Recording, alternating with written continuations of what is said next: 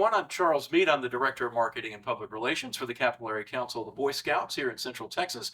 And I'm joined today by a few volunteers who are going to help us talk about a really special activity that's coming up this October.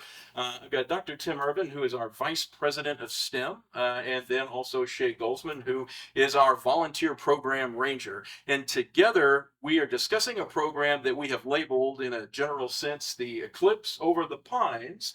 It's happening October 14th, that weekend, and there's both a Cub Scout specific activity and a Scouts BSA specific activity. So let's just kind of start by talking in general about the specialness of this particular weekend, and it's obviously the eclipse, the annular eclipse. It's a part of that. And Tim, describe for folks what exactly it is that they'll have the chance to see in a really very clear way, as clear as they would probably anywhere else if they come out to camp that weekend. Sure. So when you have the Earth and the Moon and the Sun in a line, you can get a solar eclipse where the Moon obscures the Sun. In October, we're getting an annular eclipse where the Moon is just a little too far away to completely obscure the Sun. We'll get a good view of that at Lost Pines in October. And then in April, we'll get a total eclipse at Smiling Bee, where the moon will completely obscure the sun. So Shay, while obviously being a Star Wars fan, who isn't, right? But the reason being is that the Cub Scout program that will be happening at Lost Pines that weekend has a lot of fun activities that obviously we're having a space general theme with the eclipse, but there's a lot that you all will be doing that kids will really enjoy. Absolutely. So we're calling this a galactic event. We're calling all Padawans from their packs or their different planets to come out and learn about the Force. So there is solar force that we'll be witnessing. We're going to be having lots of different STEM activities to learn about the solar eclipse, and also different cool STEM activities while they'll be using the Force. There will be a hike that talks about all the different planets within this solar system, as well as BBs or blaster training. They could go and do archery at the Ewok village. There will be mining for chiral crystals.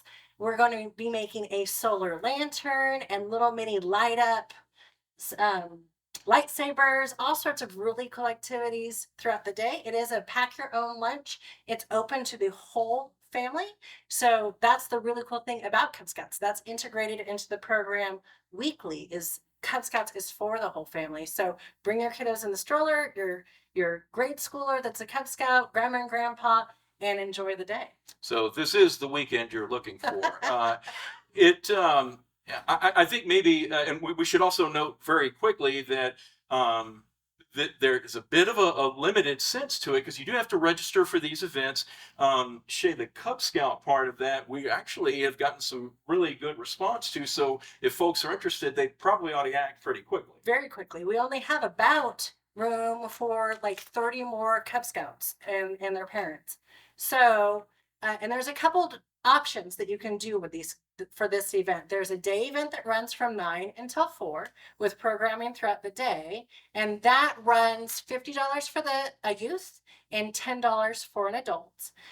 There's an option for an overnight that Saturday night where you bring your own tent. We will provide dinner and breakfast. Again, the day event and even the overnighters need to bring lunch for Saturday. But the option for overnight is $70 for youth and $35 for any adults that are going to spend the night. And there will be activities, put on a star party, I believe, in addition to the food, and probably some other really cool things throughout the evening where then you go to sleep, get up in the morning, then you can go home. And so, Tim, for the Scouts BSA program attendees, this program is overlapping with the very popular Conservation Awards weekend that we would do in October. And while there are a few more spots left than there is on the Cub Scout side, probably would be good if folks went ahead and signed up, because it will fill probably pretty quickly. Absolutely, yeah. So we've combined STEM Adventure Weekend and Conservation Weekend into one event, put it on the Eclipse weekend. So you come Friday night, leave Sunday morning. Scouts can take 3 or 4 or 5 different merit badge classes or other classes. And we have an event called STEM in Action on Saturday night. So Scouts will get to see the eclipse Saturday afternoon. At night, they'll get to try climbing, talking on the radio, branding. We have an egg drop contest off of the climbing tower. Lots of cool STEM events.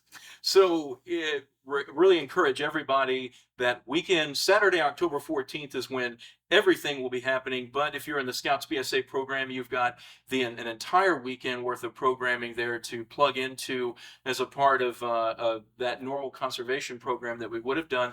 We encourage you to go visit our website, www.bsacac.org. On the homepage, you'll find the link where you can click and find out all about both of these programs that are highlighting this special event that's happening with the eclipse this October. Let's just kind of, to wrap up, talk a little bit in general about one of the things that scouting does so well, and that is to give young people the chance to try new activities, to take information that maybe they've heard, but they either don't understand or maybe don't think they like. But once they have a chance to kind of contextualize and touch and feel, they discover that there is an interest there that they didn't know. And in science, STEM, nature, those topics in particular, scouting does a great job in helping young people do exactly that. Figure out that whether it's a Cub Scout who is working on a particular adventure that goes on a nature hike and discovers that they might be interested in biology or plant science or whatever the case may be, or if there is Scouts BSA member who through this program takes a merit badge or has an experience with the eclipse and figures out that maybe astronomy or other types of science connected to space exploration research is something that they want to do. Shay, I'll ask you to kind of touch on this first in particular, because you've done so much work with the Cub Scouts. What is it about the way in which this program, our volunteers, Cub Scouting families all working together, really provides this opportunity and help for young kids? It's incremental. Scouting's amazing, right? We've been around for more than 100 years. We've really figured out how to teach to the different age groups. And so you've got your lions who are just learning a little bit, and then tigers, wolves, bears, and things get a little bit more difficult, but that's because they can take on more and understand a little bit more. With scouts, it puts that hands-on understanding of opening the world and really understanding what it is they're hearing in the classroom from the teacher, and then they're actually doing it hands-on out amongst the trees, amongst the smell, with people who are excited about all the different things with scouting. And then it incrementally gets, a little bit harder and harder, and then goes into scouting, where then maybe they either go into a career in that path, or they understand something for a hobby. But really, to me, what it's brought my kids is an understanding of the world around, an understanding of different cultures, an understanding of the planet, of the universe, and all these different elements that they have, that maybe if they live, downtown Austin, they don't get to go amongst evergreen trees.